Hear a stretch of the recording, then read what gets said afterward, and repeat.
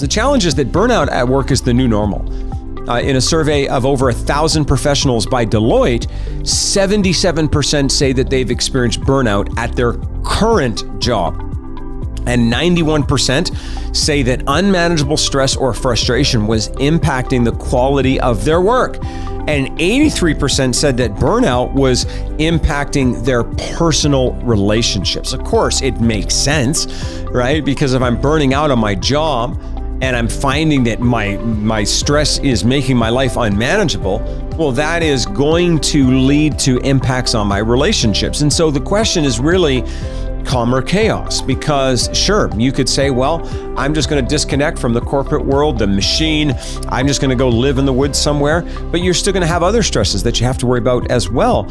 And so how about we figure out what consistently calm people do differently? And so I want to talk about 8 things that consistently calm people do.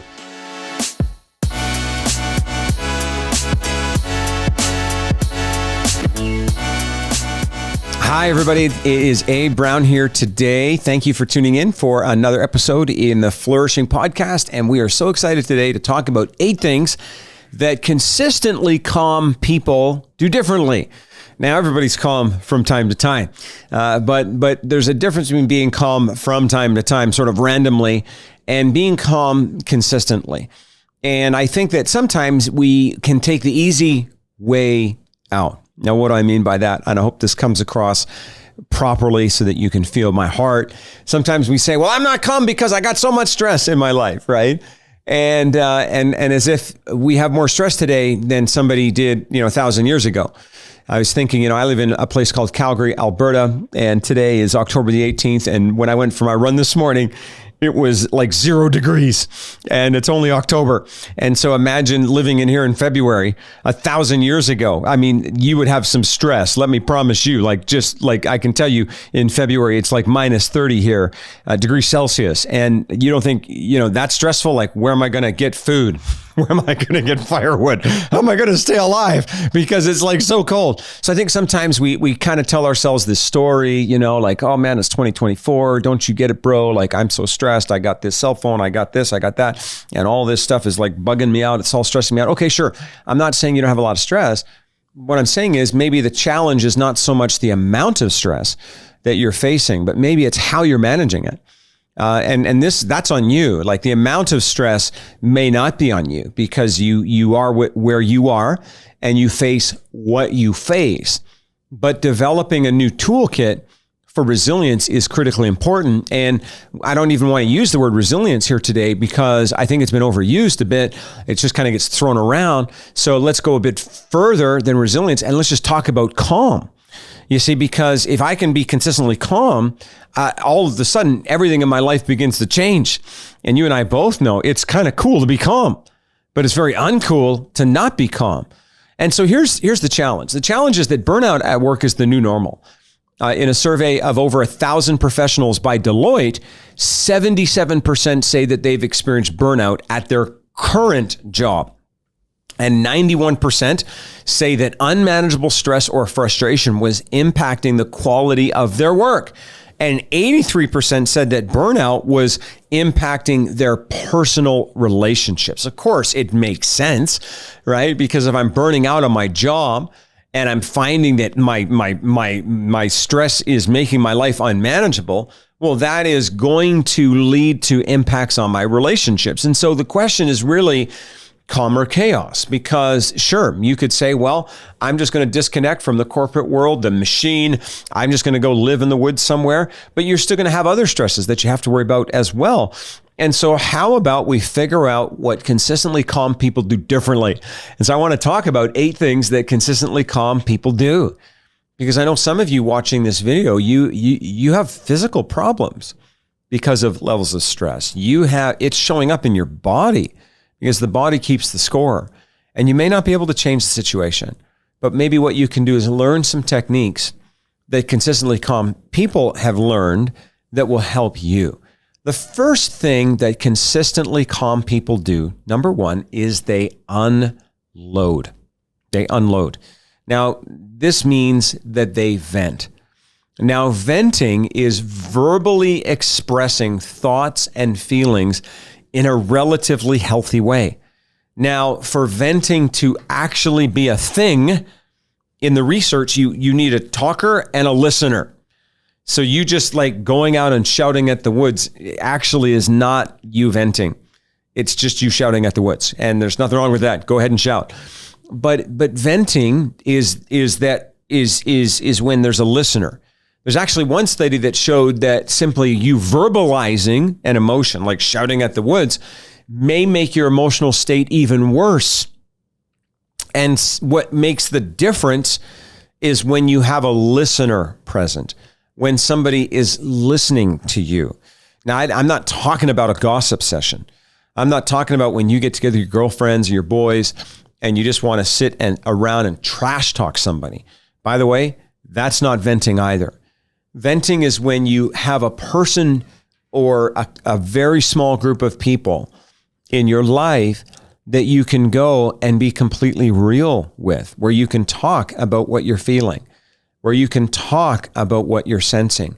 And when you have that, it's unbelievable what happens.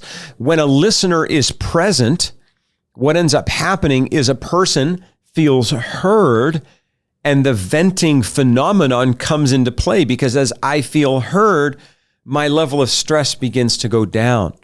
You see, when a listener is responding with supportive body language and supportive words, the research says that is the factor that actually alleviates those stressful emotions.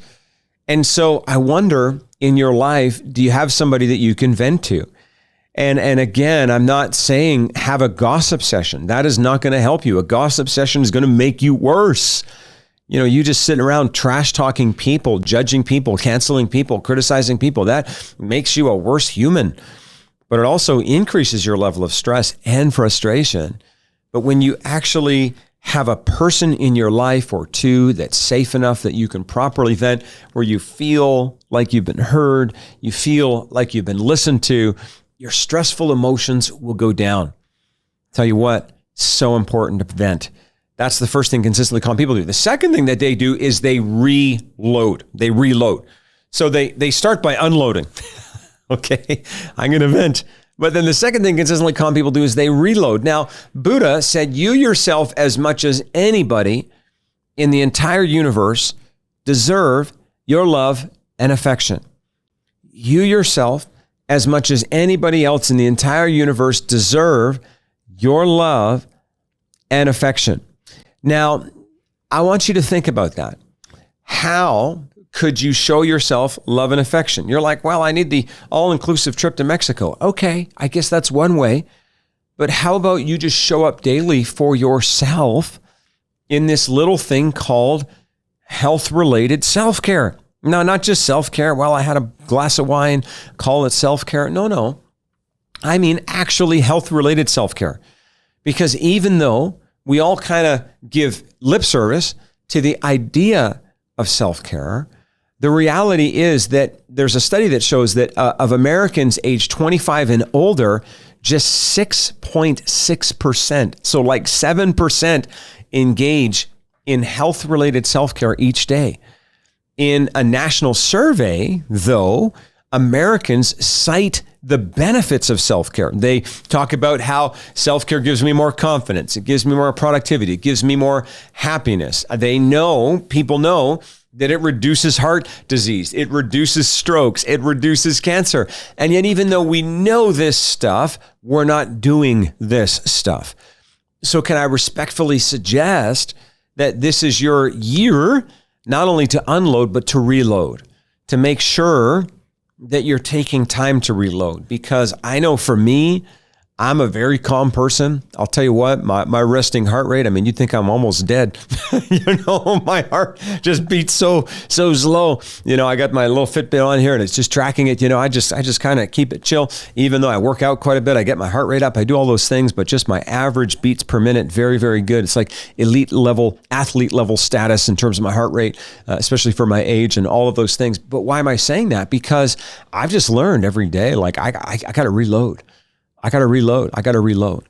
So number one, they unload. Number two, they reload. Number three, they remember, consistently calm people, remember what really matters. Now, in the dashboard of your life, there are all kinds of flashing lights.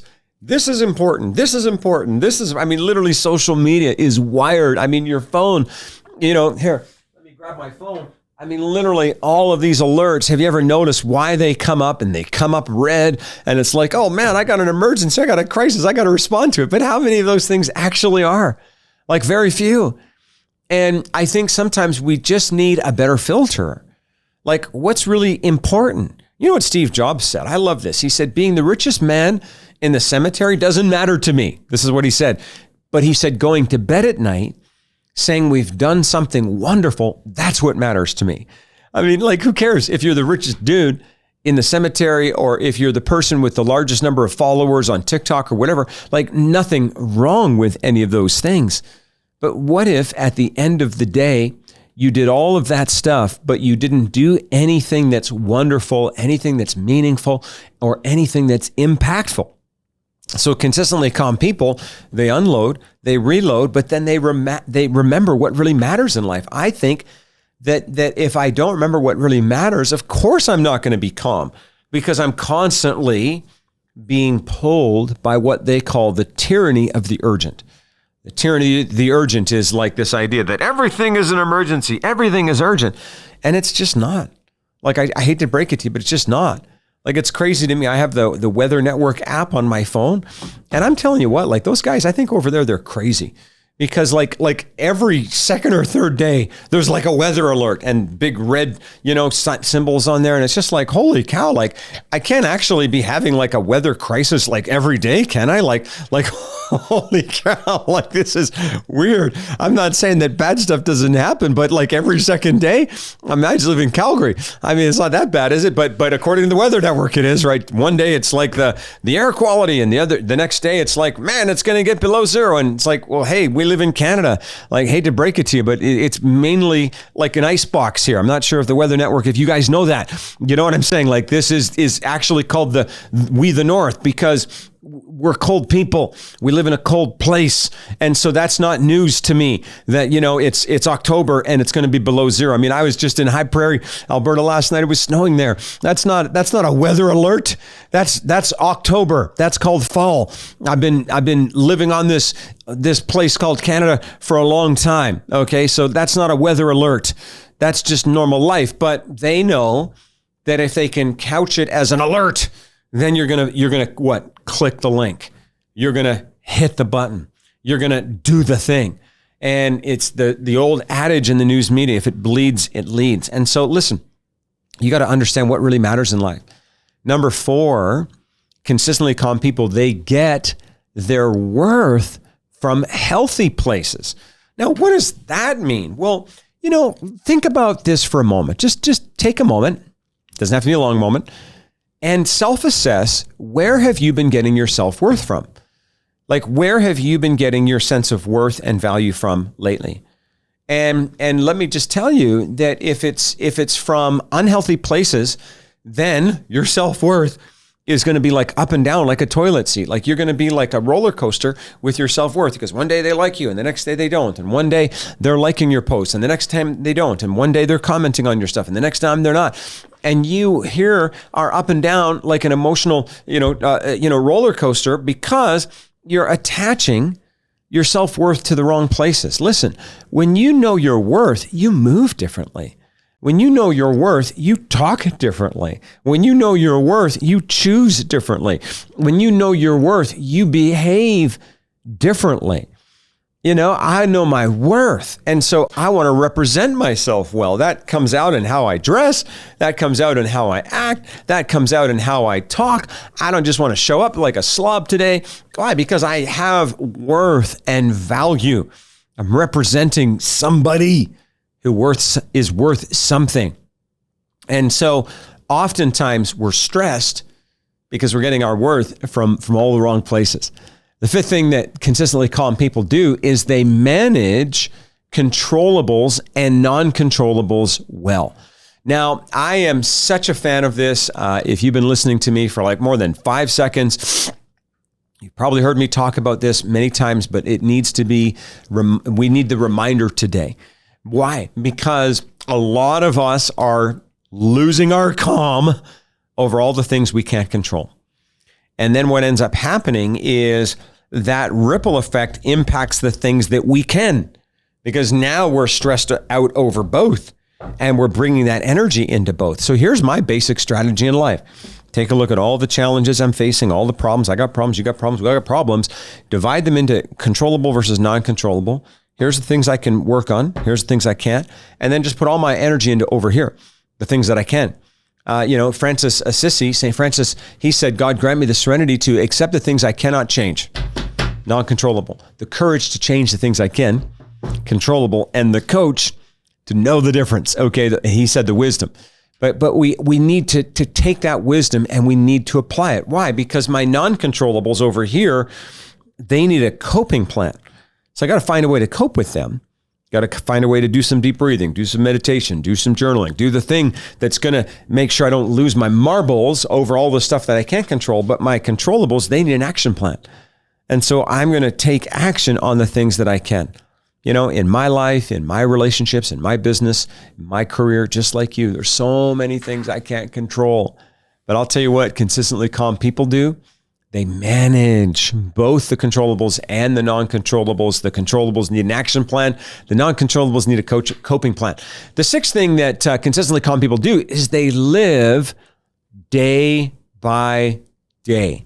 Now, this one is so simple that you may it may break your brain to realize that you can actually live in today's moment. Because if you break it down, most of the worry and stress that we have in our life is about the things that happened in the past. So it's about yesterday, or it's about the things that are coming tomorrow. So it's about the future. Imagine if you stopped living in the past and you stopped living in the future and you just lived in today. Imagine what that would do to your sense of peace and calm. Because if I'm living in today, then what that means is I do everything I can in today to make sure that today is covered, but also that tomorrow is looked after in a healthy way. But I can't make tomorrow happen now. And so what do I need to do? I need to live in the moment. And what I found myself when I was losing my calm is I kept, ruminating in my regrets over the past. I kept giving myself reasons to have fear and worry and anxiety about all the stuff that was coming up in the future. And the funny thing is I was living in the past and I was living in the future, but I wasn't living in the moment. Now, I'm not just saying put duct tape over your eyes and just kind of hope for the best and tip through the tulips. No, maximize today. Because if you maximize today, tomorrow's going to take care of itself because you set yourself up for success. Now, if you just lay around today and do nothing today and, got to have your mom get you out of bed to go find a job, well, then, of course, tomorrow's going to be horrible for you. So maximize today. Make the most out of this moment, and that will set you up for success tomorrow. But what's not going to help you, worry has never added anything good to anybody's life, not even one time. And so I want you to think about it. I want you to be really intelligent about it. So consistently calm people, they live day by day. Number 7, they are purpose driven. Now listen to me. I heard it said once, I think it was Alex Hormozy. I think he said it like this. He said that a focused fool will accomplish more than a distracted genius. Now, I've been that focused fool. Okay. I've also been a distracted genius. It's kind of crazy. Like I've been that person in the past with all kinds of ideas and man, I'm going to do this, I'm going to do that, but I never got anything done. I didn't have any stickability. I didn't have any focus. Didn't have any follow through. I've also been that fool, maybe not that smart, maybe not with the best ideas, but I was focused. And it's amazing how that level of focus gives you the level of follow through that you need in order to accomplish what you set out to do. I think that a lot of the time we lose our calm because we've lost our clarity. And the more clear I am, the more calm I am. And so what does that mean? That means that if I want to actually be calm, what I need to do is I need to be purpose driven. That takes me to number 8, and I hope this helps you, is that they honor their downtime. They honor their downtime. Now, I'm going to say something that might surprise you, but it's this. Your brain needs more downtime. Your brain. Interestingly, research on naps, on meditation, on nature walks, and the habits of exceptional artists and athletes reveals that mental breaks increase productivity, replenish attention, solidify memories, and encourage creativity. Let me read all that to you again. That's from Scientific American. Okay. Research on naps, meditation, nature walks, and the habits of exceptional artists and athletes show us that mental breaks increase productivity, replenish attention, solidify memories, and encourage creativity. So maybe what you got to do is you got to honor your downtime. How much sleep are you getting? How much rest are you getting? How much relaxation are you getting? Because daily rest and relaxation can reduce your stress and anxiety. It can improve your mood. It can decrease your blood pressure. It can help you with chronic pain. It can improve your immune system. It can improve your critical thinking. It can even improve your problem-solving skills. And the more rested you are, the more creative you are, because the more calm you are. And so that brings me to our conclusion today. I'll tell you what, there's 8 things that consistently calm people do differently. Number 1, they unload. They just know what it is. I got to unload. Number 2, they reload. Okay, they reload. Number 3, they remember what really matters. Number 4, they get their worth in healthy places. Number 5, they manage controllables and their non-controllables. Number 6, they live day by day. Number 7, they are purpose-driven. And number 8, they honor their downtime. I'll tell you what, you are worth it. I'll tell you what, I encourage you to take these 8 things and make them your 8 commandments. Make them your 8 practices. Make them your 8 rituals, and you will vastly improve your sense of calm and how you're dealing with stress within your life. You know what? At Flourishing Workplace, this is literally what we do. But we don't just do it with individuals. We do it with the entire team. Imagine working through modules like this with your entire team, where we support all of you, and we do it from the lens of profit and productivity so that you create a safer space for all of you to perform at your very best. So go to flourishingworkplace.com. Tons of free resources, but also connect with us there for a free discovery call. We'd love to get to know you and see how we can support you. So that's flourishingworkplace.com. Thanks so much, everybody, for tuning in. I hope that you have an amazing week, and we'll see you in our next episode.